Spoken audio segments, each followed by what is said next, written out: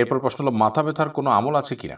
মাথা ব্যথা শুধু নয়, শরীরের যে কোনো অঙ্গে ব্যথা হলে আপনি একটা দোয়া পড়তে পারেন। দোয়া হলো আউযু বিইজ্জাতিল্লাহি ওয়া কুদরাতিহি মিন শাররি মা আজিদু ওয়া উহাযির। ব্যথার জায়গায় হাত রেখে, যেমন আপনার মাথায় ব্যথা, তো মাথায় হাত রেখে আপনি দোয়া পড়বেন আউযু বিইজ্জাতিল্লাহি ওয়া কুদরাতিহি মিন শাররি মা আজিদু ওয়া উহাযির।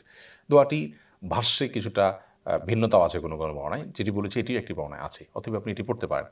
আউযু বিইজ্জাতিল্লাহি ওয়া কুদরাতিহি, অর্থাৎ আল্লাহর ইজ্জত, আল্লাহর সম্মান এবং আল্লাহর কুদরতের মাধ্যমে আমি আশ্রয় প্রার্থনা করি মিন শাররি মা আজিদু ওয়া উহাযির, আমি যে কষ্ট অনুভব করছি এটির ক্ষতি থেকে, অনিষ্ট থেকে আল্লাহর কাছে আশ্রয় চাচ্ছি।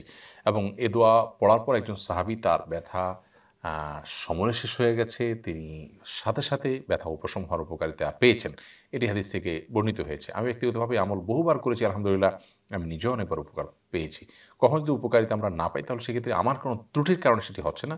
হাদিসে বর্ণনা কখনো ভুল বা মিথ্যা নয়।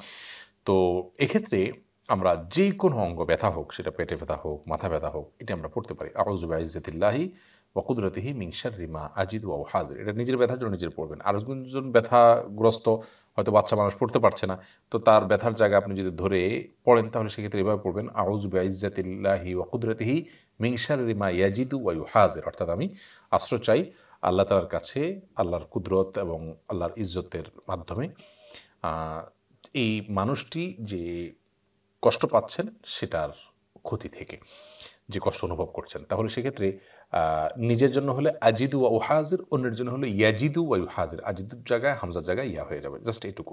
তাহলে এর মাধ্যমে ইনশাআল্লাহ বিইذনিল্লাহ ব্যথা উপশম হবে। এটি সুন্নাহসম্মত ব্যথা উপশমের আমল। এছাড়া কোনো ঔষধ ইত্যাদির ব্যবহার তো আমরা অবশ্যই করতে পারি, কারণ রোগ হলে ওষুধ ব্যবহার করা, ওষুধ সেবন করা এটি সুন্নাহ।